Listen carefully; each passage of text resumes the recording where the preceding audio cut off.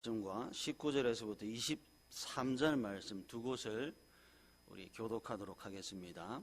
구약성경 371페이지 사사기 7장 1절에서부터 8절 말씀입니다.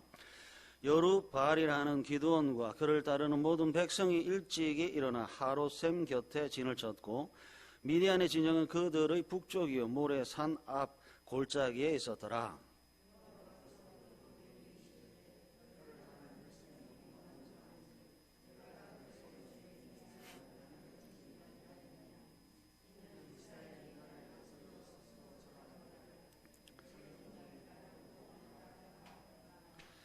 이제는 백성의 귀에 외쳐 이르기를 누구든지 두려워 떠는 자는 길르앗 산을 떠나 돌아가라 하라 하시니 이에 돌아간 백성이 22,000명이요 남은 자가 10,000명이었더라.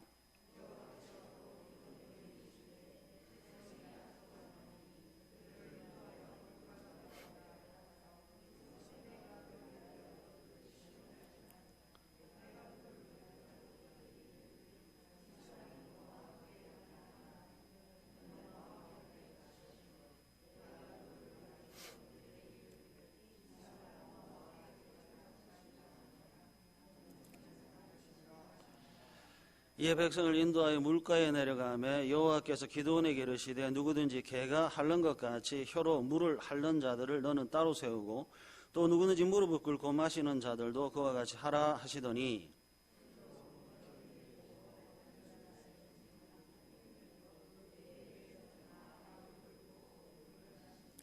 여호와께서 기드온에게 이르시되 내가 이 물을 핥아 먹은 300명으로 너희를 구원하며 미디안을 내 손에 넘겨주리니 남은 백성은 각각 자기의 처소로 돌아갈 것이니라 하시니 이에 백성이 양식과 나팔을 손에 든지라. 기드온이 이스라엘 모든 백성을 각각 그의 장막으로 돌려보내고 그 300명은 머물게 하니라. 미디안 진영은 그 아래 골짜기 가운데에 있었더라. 아멘. 이번에는 19절에서부터 23절 말씀 교독하겠습니다. 19절부터 읽겠습니다. 기드온과 그와 함께한 100명이 이경초에 진영 근처에 이른즉 바로 파수꾼들을 교대한 때라. 그들이 나팔을 불며 손에 가졌던 항아리를 부수니라.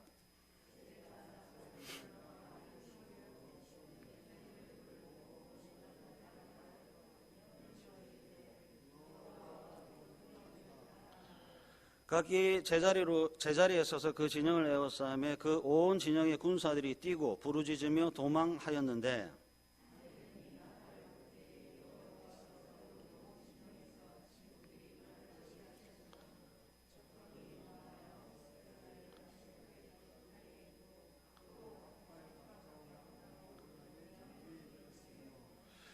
이스라엘 사람들은 납달리와 아셀과 온 므낫세에서부터 부름을 받고 미디안을 추격하였더라. 아멘. 기독교를 한마디로 설명하는 것은 불가합니다. 그 너비와 높이와 깊이가 굉장하지요. 이성과 한계 너머까지입니다. 그래서 측량할 수 없는 기독교입니다. 신비와 기적이 가득한 믿음의 세계가 기독교인데요. 문제는 하나님이 아니라 언제나 사람 편에 있습니다. 문제는 얼마나 신뢰하느냐, 어느 정도까지 신뢰하고 있느냐에 있습니다. 이스라엘이 전쟁의 상황을 맞이했습니다. 성경에 보니까 미디안이라는 나라와 이스라엘이 전쟁을 벌이려고 합니다. 둘 중 하나는 이길 것이고요. 둘 중 하나는 질 겁니다. 어떤 나라가 이길까요? 짐승이라면 덩치가 큰 것이 이길 것이고요. 배고픈 것보다 배부른 그래서 튼튼하고 강인한 것이 이길 겁니다. 어느 나라가 이길까요? 센 나라가 이길 겁니다. 전략이 뛰어나고 군인의 수가 많고요. 더 좋은 무기를 가진 나라가 이길 겁니다. 이것이 상식입니다. 그러나 반복합니다. 우리가 속한 곳은 상식의 세계가 아니라 하나님이 주인이신 측량할 수 없는 기독교입니다. 이제 과연 그러한가? 사사기 7장 2절과 3절 한번 보십시오. 여호와께서 기드온에게 이르시되 너를 따르는 백성이 너무 많은즉. 여러분들이 기드온입니다. 하나님께서 하시는 말씀이 너를 따르는 백성이 너무 많은즉 힘이 납니까? 더 많이 있어야 좋은 것 아닙니까? 한 사람이라도 더 필요한 시기 아닙니까? 힘을 주시고 용기를 주시고 능력을 주시는 하나님께서 기드온에게 찾아오셔서 하시는 말씀이 너를 따르는 백성이 너무 많은즉. 제가 기도원이고 하나님이 이 말씀하면 가슴이 덜컥 내려앉을 것 같아요. 하나님 무슨 말씀하십니까? 많다니요. 더 주십시오. 적습니다. 하나님 더 많이 주십시오. 그러나 하나님은 찾아오셔서 너를 따르는 백성이 너무 많은즉 합니다. 내가 그들의 손에 미디안 사람을 넘겨주지 아니하리니 이는 이스라엘이 나를 거슬러 스스로 자랑하기를 내 손이 나를 구원하였다 할까 함이니라. 이제 너는 백성의 귀에 외쳐 이르기를 누구든지 두려워 떠는 자는 길르앗산을 떠나 돌아가라 하라 하시니 이에 돌아간 백성이 22,000명이요 남은 자가 10,000명이었더라 합니다. 지금 기드온과 함께하는 사람의 숫자가 몇 명이지요? 두려워 떠는 자 22,000명 그리고 10,000명 하니까 둘을 합치니까 32,000명입니다. 제가 어려운 질문한 거 아니죠? 더하기입니다. 22,000 더하기 10,000 그럼 32,000명. 이번에는 미디안 동방연합군의 수를 한번 볼게요. 사사기 8장 10절 한번 보십시오. 사사기 8장 10절입니다. 이때에 세바와 살문나가 갈골에 있는데 동방 사람의 모든 군대 중에 칼 든 자 12만 명이 죽었고 그 남은 15,000명 가량은 그들을 따라와서 거기에 있더라. 죽은 자가 12만 명이고 남은 자가 15,000명이니까 12만 더하기 15,000은 얼마지요? 1000제입니다. 14만 5,000명. 제가 이제 계속 좀 바보 같은 질문들을 할 겁니다. 32,000명, 14만 5,000명 전쟁을 하면 누가 이길까요? 한 사람이서 4명을 상대하는 일이 쉽습니까?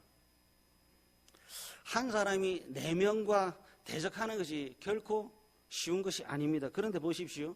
갈수록 태산이라고 사사기 7장 3절 몇 명이 돌아가고 몇 명이 남았지요? 22,000명이 남았습니까? 아니요. 22,000명이 떠나갔습니다. 남은 사람은 10,000명입니다. 여러분 계속 바보 같은 질문합니다. 전쟁을 하면 군사의 수가 많은 것이 좋습니까? 적은 것이 좋습니까? 천재입니다. 많으면 많을수록 좋습니다. 한 명이라도 더 필요한 시국입니다. 많으면 많을수록 좋고 더 많은 군사를 확보하는 것이 상식인데 하나님은 22,000명을 돌려보고 10,000명을 남게 합니다. 하나님은 지금 전쟁을 이기게 하시겠다는 겁니까? 지게 하시겠다는 겁니까? 13만 명 대 10,000명 그러니까 지금은 13대 1의 싸움이 됐습니다. 또 바보 같은 질문입니다. 누가 이길까요? 한 명과 13명이 싸우면 누가 이길까요? 여러분 좀 전만 해도요 4대 1이었어요. 아 그래도 내가 이 꽉 물고 두 손 푹 쥐고 싸우면 그래도 한번 해보지 않을까라고 하는 희망이 생기는 4대 1이었는데 지금은 그 희망 자체가 사라져 버렸어요. 13대 1입니다. 4대 1도 버거운데 이제는 한 명이 13명과 싸우는 꼴이 됐어요. 13명하고 한 명이 싸우면 누가 이길까요?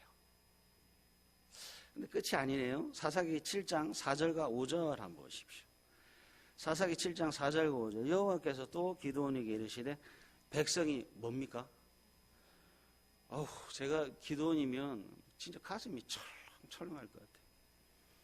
하나님 그래도 10,000명은 좀 남겨달라고 좀 기도했을 것 같아요. 근데 하나님 찾아오셔서 백성이 아직도 많으니 합니다. 그들을 인도하여 물가로 내려가라. 거기서 내가 너를 위하여 그들을 시험하리라. 내가 누구를 가리켜 내게 이르기를 이 사람이 너와 함께 가리라 하면 그는 너와 함께 갈 것이요 내가 누구를 가리켜 내게 이르기를 이 사람은 너와 함께 가지 말 것이라 하면 그는 가지 말 것이라 하신지라. 이에 백성을 인도하여 물가에 내려가며 여호와께서 기드온에게 이르시되 누구든지 개가 핥는 것 같이 혀로 물을 핥는 자들을 너는 따로 세우고 또 누구든지 무릎을 꿇고 마시는 자들도 그와 같이 하라 하시더니 합니다. 하나님께서 2절 너를 따르는 백성이 많다. 4절 백성이 아직도 많다. 그래서 하나님께서 보내라 하셔서 보냈습니다. 4절과 5절에 떠날 자와 남을 자를 정하는데 개가 핥는 것 같이 혀로 물을 핥는 자와 무릎을 꿇고 물을 마시는 자로 이렇게 나뉩니다. 제가 궁금한 거예요. 뭐가 궁금하냐? 이 두 부류를 가르는 건 가르는 건데 제가 궁금한 것은 혀로 물을 하는 것하고요, 무릎을 꿇고 마시는 것하고요, 전투력하고 무슨 상관이 있냐는 거예요. 제가 진짜 궁금한 겁니다. 개가 물을 먹는 것처럼 혀로 막 핥으면 없던 힘이 막 생깁니까? 무릎을 꿇고 물을 마시면 기운이 쫙 빠져서 전쟁에서 백전백패하는 겁니까? 도대체 물을 핥아 먹으면 무슨 영향이 있고 무릎을 꿇고 물을 마시면 도대체 이것이 전쟁하고 무슨 상관이 있느냐 하는 거예요. 제가 기도원이면 하나님께 할 말이 참 많을 것 같습니다. 하나님 3만 2천 명이면 적어도 저쪽 군인이 지금 13만 5천 명, 우리도 13만 5천 명 정도는 돼야 될 거 아닙니까? 하나님은 머리털까지 다 센다고 하시는데 우리는 기껏 3만 2천 명이고 저쪽은 13만 5천 명이면 하나님 더하기 빼기 그래서 우리도 좀 한 100만 명 좀 주십시오라고 기도해야 되는 거 아닌가요? 하나님 그러면 좋습니다. 보내겠습니다. 10,000명 보내고 2만 2천 명 남기겠습니다. 하나님하고 타협해야 되는 거 아닙니까? 하나님은 10,000명이 아니라 2만 2천 명은 돌려보내라고 하고 이번에는 4절과 5절에 보니까 무릎 꿇는 자와 핥아 먹는 자로 나뉘러 갑니다. 하나님 이건 또 무슨 의미입니까? 라고 묻지 않겠습니까? 여러분들은 믿음이 대단히 좋은 것 같습니다. 저는 오늘 본문 읽으면서 궁금한 거 투성이에요. 진짜 그렇습니다. 하나님 이게 전쟁하고 무슨 상관이 있습니까? 지금 적들은 무슨 병력으로 어떤 작전을 가지고 우리를 공격하고 있는지를 알려주시면 제가 그 대비를 하겠습니다. 그런데 하나님 작전도 아니고 그냥 물 마시는 방법 가지고 지금 사람을 나누라고 하니 이건 무슨 의미입니까? 그리고 나서 어떻게 되지요? 300명이 남고 9,700명이 돌아갑니다. 여러분 300명하고 13만 5천 명하고 전쟁할 수 있으시겠어요? 하나님 잘못하신 거 아닙니까? 그냥 300명 보내고 9,700명이라도 제가 함께 하겠습니다. 저라면 하나님한테 할 말이 참 많을 것 같아요. 여러분 처음에 300명에서 있다가 300명이 있다가 그 다음에 10,000명이 됐다가 그 다음에 3만 2천 명이 된다면 와 하나님 정말 감사합니다. 지금 싸우겠다고 300명밖에 안 모였는데 하나님께서 은혜 베푸셔서 10,000명이 됐네요. 하나님 이 10,000명하고 기도할 테니까 이제 3만 2천 명을 좀 보내주십시오 해서 300명이 10,000명이 되고 10,000명이 3만 2천 명이 된다면 힘이 날 것 같아요. 그런데 하나님은 반대로 일을 하십니다. 3만 2천 명에서 10,000명으로 줄여버렸어요. 그 10,000명에서 다시 300명으로 줄여버렸어요. 여러분 힘이 납니까? 힘이 빠집니까? 이스라엘 군인 한 명이 지금 적 450명을 물리쳐야 이길 수 있는 전쟁이 돼버렸어요. 사사기 7장에 돌려보내라 라고 하는 하나님의 말씀은 기도원을 기운차게 만드는 말씀이 아니라 기운 빠지게 하는 말씀입니다. 사사기 7장엔 기도원을 향한 하나님의 말씀이 진행될수록 없던 용기가 생기는 것이 아니라 있던 용기와 기운마저도 쫙 빠지게 하는 이해할 수 없는 하나님의 말씀입니다. 그런데 있지 않습니까? 참 신기합니다. 기도원은 한 번도 싫다고 거절을 하지 않습니다. 두려움으로 떠는 자 2만 2천 명 돌려보낼 때도 징징 짜지 않습니다. 손으로 움켜 입에 대고 핥는 자의 수 300명이 남았을 때도 9,700명이 돌아갈 때도 와 하나님 진짜 너무하십니다. 진짜 죽겠습니다 라고 앓는 소리 한번 하지 않습니다. 하나님은 찾아오셔서 말씀하시고 기도는 군말 없이 아멘 합니다. 여러분 사사기 7장 기도원이 이해가 되시는지요? 성경에 등장했던 기도원은 본래부터 이런 사람이 아니었습니다. 사사기 6장을 읽어보시면 기도원이 밀을 포도주 틀에서 타작했습니다. 밀을 포도주 틀에서 타작했다는 말은 꼼수를 부렸다는 거예요. 내 것을 지키겠다는 거예요. 포도주 틀에서 했다는 말은 나의 것을 누구에게도 빼앗기지 않겠다라고 하는 거예요. 소심한 거죠. 살기 위해서 수단을 가리지 않는 얕은 꾀를 부리는 사람이에요. 하나님께서 기드온에게 우상을 찍어서 불로 태우라고 했더니 사람들의 시선과 사람들의 기가 두려워서 밤에 몰래 가서 일을 진행했습니다. 이스라엘을 구원하라라고 했더니 얼마나 여기에 가슴이 두근두근하고 겁이 많은지 하나님을 양털로 2번이나 시험을 했던 소심하고 조심성이 많고 두려움이 많고 의심이 많았던 지극히 평범한 사람이었습니다. 그런데 한 장을 탁 넘겨서 오늘 7장이 되니까 32,000명 중에서 300명만 남게 됐는데도 불구하고 전혀 투덜거리지 않습니다. 그리고 어찌된 영문인지 하나님의 말씀 하나하나에 토시 하나 들지 않고 모든 명령에 아멘. 그럼 이런 거죠. 사사기 6장의 기도원과 사사기 7장의 기도원은 다릅니다. 사사기 6장의 기도원이 사사기 7장의 기도원으로 변했다는 겁니다. 이 변화는 정말 놀라운 변화입니다. 이 변화의 중심에 하나님이 계셨고 이 변화의 중심에 하나님께서 하신 일이 있었습니다. 사사기 7장 대전쟁 450대 1의 전쟁을 하기에 앞서서 하나님은 기드온이라고 하는 사람의 중심을 확 바꿔버렸습니다. 여러분 기드온의 이름의 뜻이 뭔지 혹시 아세요? 저는 친절한 목사이기 때문에 답을 가르쳐 드리겠습니다. 기드온의 이름의 뜻은 벤다라고 하는 뜻이래요. 벤다. 사사기 6장 하나님을 만나기 전에 기드온이 벤 것은 밀을 뱄습니다. 하나님을 만나기 전에 기드온은 포도송이를 베는 것이 전부였습니다. 그러다가 하나님을 만났더니 우상을 뵙니다. 하나님을 만났더니 우상을 찍어 불태우는 사람이 됐습니다. 하나님을 경험했더니 가슴 속에 있는 두려움을 베내어 버립니다. 하나님을 만났더니 영혼의 불안과 두려움을 불태워 버립니다. 기드온 가슴 속에 있는 불신을 베었더니 신뢰와 순종의 사람이 됩니다. 여러분 전쟁 전에 확인해야 할 것이 있네요. 전쟁 전에 확인해야 할 것은 뭐냐면 하나님과의 관계 그리고 믿음입니다.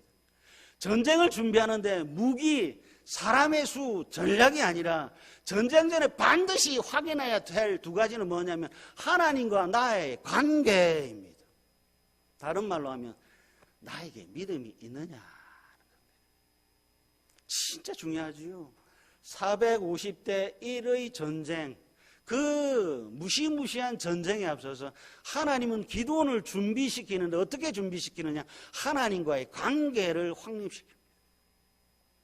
그리고 믿음을 준비시킵니다. 전쟁의 이야기로 다시 한번 돌아가 볼게요. 사사기 이제 7장 4절과 5절을 지나더니 남은 인은 300명입니다. 여러분 적은 수가 많은 수를 이기려면 기댈 것은 이제 무기밖에 없습니다.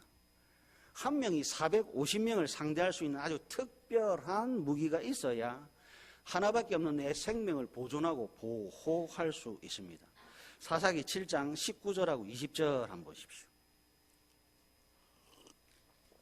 사사기 7장 19절 20절. 기드온과 그와 함께한 100명이 이경수의 지정 근처에 이른즉 바로 파수꾼들을 교대한 때라. 그들이 나팔을 불며 손에 가졌던 항아리를 부수니라. 20절 다 같이 읽습니다. 시작. 세대가 나팔을 불며 항아리를 부수고 왼손에 횃불을 들고 오른손에 나팔을 들어 불며 외쳐 이르되 아멘. 질문합니다. 이스라엘의 무기가 뭐지요? 조금만 크게 해주십시오. 마스크 없습니다. 이제 입술을 다 보고 있겠습니다. 이스라엘의 무기가 뭐지요?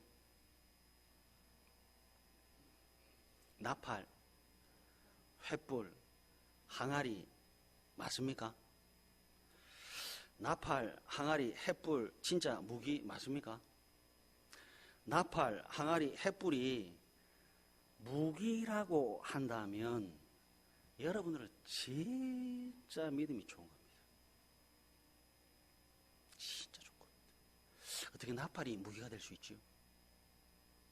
어떻게 항아리가 무기가 될 수 있지요? 어떻게 횃불이 무기가 될 수 있습니까? 여러분들에게 항아리를 지어주면서 13만 5천 명을 향하여 돌격하며 하나님 감사합니다 하고 항아리 들고 뛰어가시겠습니까? 감사합니다. 여러분 진짜 신기한 거예요. 하나님께서 항아리 지어주면서 돌격 앞으로 하는데 기드온이 하나님 이제 장난 그만하시고 이제 진짜 무기 좀 주십시오. 횃불을 주면서 돌격 앞으로 하는데 기드온과 그리고 300명이 하나님 제발 이제 장난 그만하십시오. 하나님의 말씀에 따라 300명만 남았습니다. 이제 한 명이 450명과 전투를 해야 되는데 우리에게 좀 탁월한 무기를 좀 주십시오. 탱크를 주시든지 비행기를 좀 주십시오. 그런데 하나님이 항아리를 턱 줍니다. 항아리 안에 화약이 들어있는 것이 아니에요. 빈 항아리입니다. 하나님께서 횃불을 지어주십니다. 이 횃불을 한번 휙 휘둘면 여기서 저까지 그냥 불이 확 붙어버리는 것이 아니라 그냥 어둠을 밝히는 횃불이 전부입니다. 그리고 하나님 뭐 주셨지요? 나팔 줍니다. 나팔 불면 이 고막이 다 터져버리는 아주 굉장한 소리를 내는 것이 아니라 그냥 일반적인 나팔을 하나님께서 주십니다. 하나님 횃불 주시고 항아리 주시는데 기드온이 하나님 진짜 이러시겠습니까? 하나님 이건 너무하지 않습니까? 하나님 진짜 이제 무기를 주십시오라고 하나님 앞에 윽박지르거나 하나님께 눈을 흘기는 것이 아니라 침묵과 순종하고 있습니다.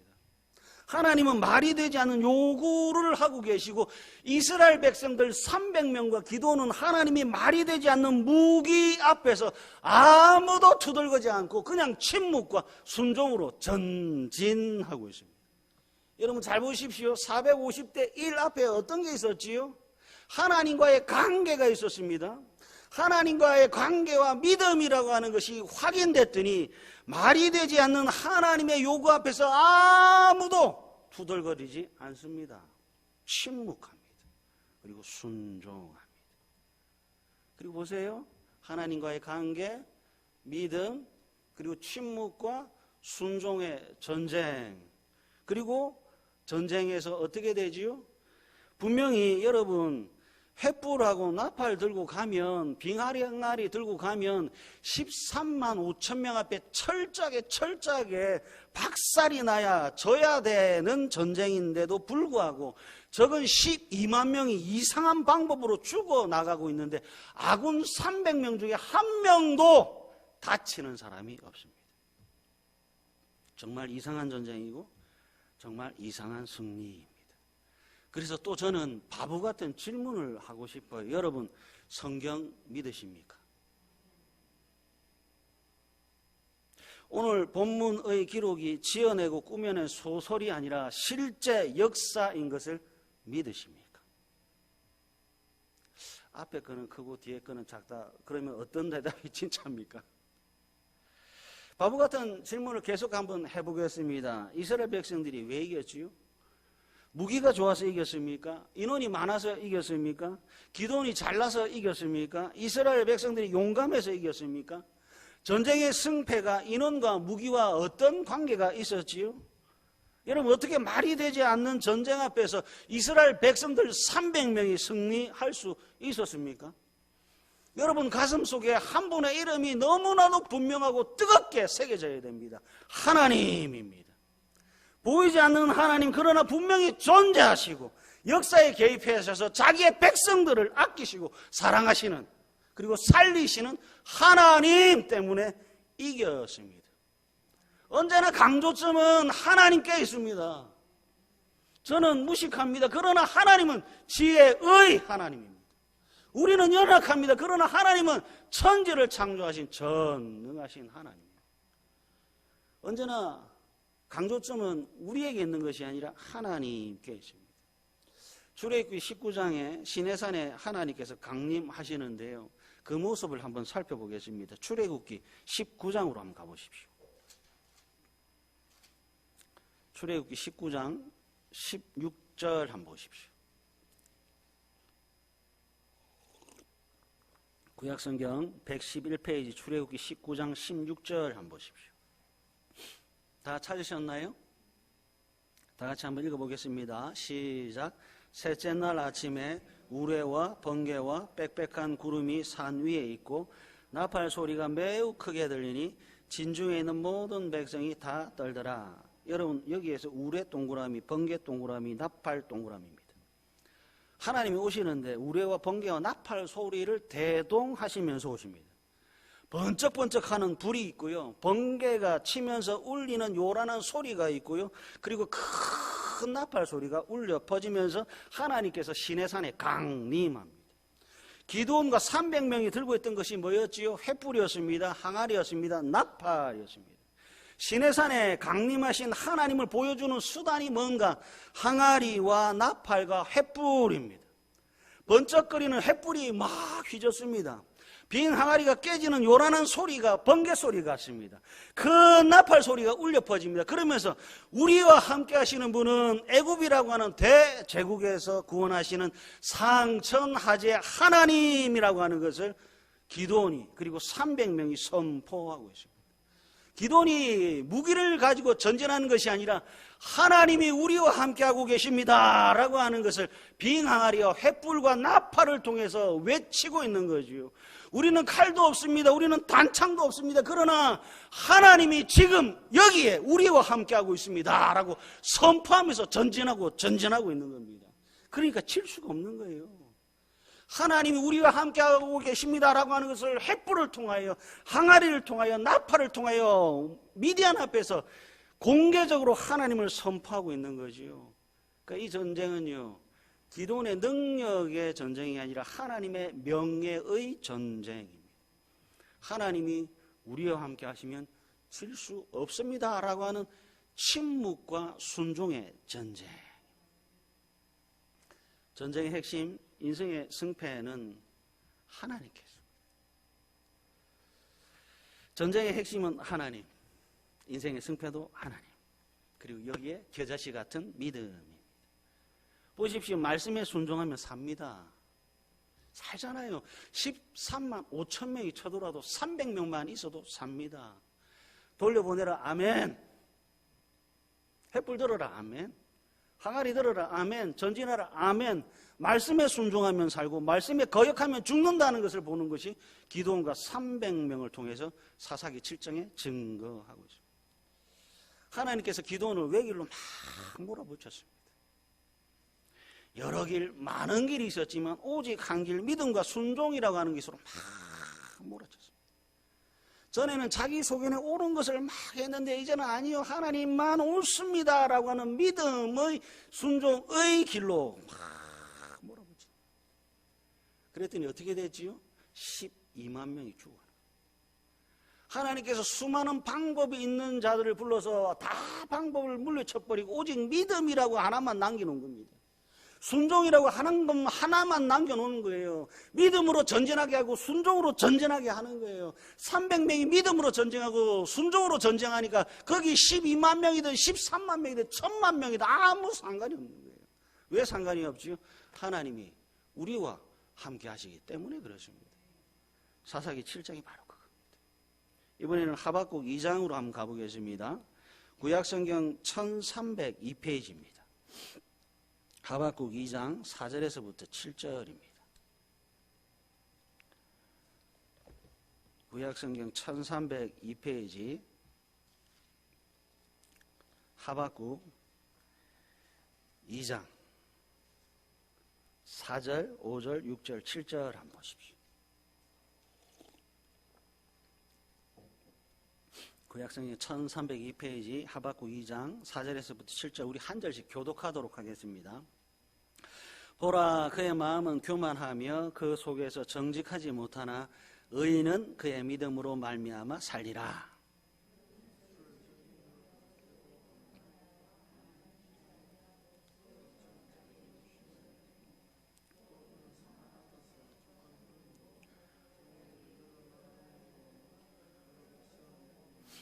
그 무리가 다 속담으로 그를 평론하며 조롱하는 시로 그를 풍자하지 않겠느냐. 곧 이르기를 화 있을진저 자기 소유 아닌 것을 모으는 자여 언제까지 이르겠느냐. 볼모 잡은 것으로 무겁게 짐진 자여 너를 괴롭힐 자들이 깨어나지 않겠느냐? 내가 그들에게 노략을 당하지 않겠느냐? 여러분 잘 보세요. 자기 것이 아닌데, 그리고 자기 소유가 될 수 없는데 자꾸 모으는 겁니다. 수월처럼 지옥처럼 자기의 욕심을 덜 피는 사람이 있네요. 그리고 5절, 믿음으로 사는 의인이 있습니다. 노력하고 애를 써 모은 것이 결국 남의 손에 의해 노략 당할 줄 모르고 모으는 즐거움에 푹 빠져 살아가는 사람이 있고, 어떤 상황과 어떤 형편에 있더라도 믿음으로 살아가는 사람이 있습니다. 사사기 7장 기동과 300명이 보여준 것이 바로 이겁니다. 여기 지금 6절에 보면 자기 소유하는 것을 모으는 자에 언제까지 이르겠느냐 하셨지요. 5절에 보니까 자기에게로 여러 나라를 모으며 여러 백성을 모으나니 하지요. 근데 기도는 보십시오. 자기에게로 모으지 않았습니다. 민족도 모으지 않고 나라도 모으지 않고 사람도 모으지 않았습니다. 하나님의 말씀에 따라 그냥 돌려보냈습니다. 왜 그렇지요? 이기고 지는 것은 나와 상관이 없습니다. 진짜 그렇습니다. 이기고 지는 것은 나와 상관없이 하나님께 달렸습니다. 여러분들의 목적이, 여러분 하나님의 말씀을 결코 앞지를 수 없습니다. 순종보다 야망이 앞설 수 없습니다. 여러분들이 어떤 목적을 가지고 있든지 그 목적이 무엇이든지 하나님과 하나님의 말씀을 앞지를 수 없습니다. 여러분들의 손과 자녀들의 손에 세상을 이길 성경이 들려 있어요. 여러분들의 손과 여러분들의 자녀의 손이 일하는 손이 아니라 기도하는 손이 돼야 합니다. 세상을 정복하고 다스리는 것은 여러분 믿음인데, 믿음 준비하지 않고 이상한 것들만 자꾸 준비하는 거예요. 성경은 의인은 그의 믿음으로 말미암아 살리라라고 하박국 2장 4절에 말씀하고 있지 않습니까? 근데 기도해야 되는 손이 일하기만 바쁜 거지요. 성경을 들어야 되는 손에 칼이 쥐어져 있든지 창이 쥐어져 있던 거지요. 여러분 인생의 승패는 칼과 창에 있지 않고 하나님의 말씀에 달려 있다는 겁니다.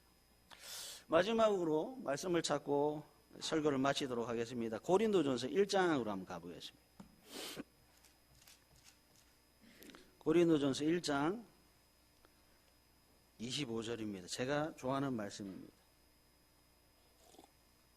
신약성경 263페이지 고린도전서 1장 25절입니다. 다 같이 한번 읽겠습니다. 시작.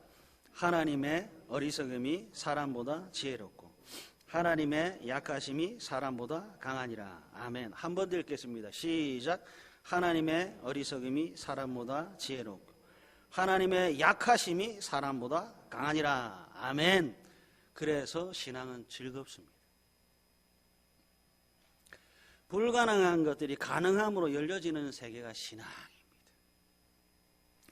여러분 센 것을 가지고 약한 것 이기는 것 누구나 다 할 수 있죠. 그러나 약한 것으로 강한 것을 이기는 것은 하나님만 할 수 있습니다. 고린도전서 1장 25절에 아멘하지 못하고 하나님을 신뢰하지 못하면요 22,000명을 남기고 10,000명을 돌려보냅니다. 하나님을 신뢰하지 못하면 9,700명을 남기고 300명을 돌려보냅니다. 신뢰하지 못하면 나팔 버리고 횃불 버리고 항아리 버리고 칼과 활과 단창으로 무장할 겁니다. 그러나 믿음이 있다면 달라집니다. 정말 신기하게도 정말 이상하게도 기도원도 300명도 하나님께서 지어준 것 외에는 다른 것 아무것도 들지 않습니다. 횃불을 한 손에 들고 있고 한 손에는 나팔을 들고 있을 뿐 다른 것을 아무것도 들지 않습니다. 하나님의 어리석음이 사람보다 지혜롭고 하나님의 약하심이 사람보다 강하니라. 하나님 나는 약합니다. 그래서 하나님 제가 할 수 있는 유일한 길은 하나님의 말씀을 따르는 것밖에 없습니다. 하나님 나에게는 방법도 없고 지혜도 없고 능력도 없습니다. 그래서 하나님 아멘하며 순종하며 살겠습니다. 하나님이 횃불 들라면 횃불 들고 하나님 항아리 들라면 항아리 들고 나팔을 주시면 그 나팔에 감사하며 살겠습니다. 이것이 유일한 승리의 복음입니다. 사랑하는 가족 여러분, 여러분들의 주인은 누구신지요? 그리고 하나님을 얼마나 사랑하고 신뢰하고 계신지요? 여러분 센 것을 가지고 약한 것 이기는 것이 신앙 아닙니다. 약한 것으로 강한 것을 이기는 것이 기독교입니다. 인생의 주인 노릇 하지 마시고요. 순종의 걸음을 옮기십시오. 성경은 오직 의인은 믿음으로 말미암아 살리라고 합니다. 오직 믿음입니다. 하나님의 말씀이 미련하게 보이고 하나님의 길이 비록 좋지 않게 보일지라도 오직 믿음으로 걸어가셔서 하나님을 사랑하시고 하나님을 신뢰하셔서 늘 이기고 승리하시는 복되고 복된 다대교회 가족들 되시기를 간절히 바랍니다.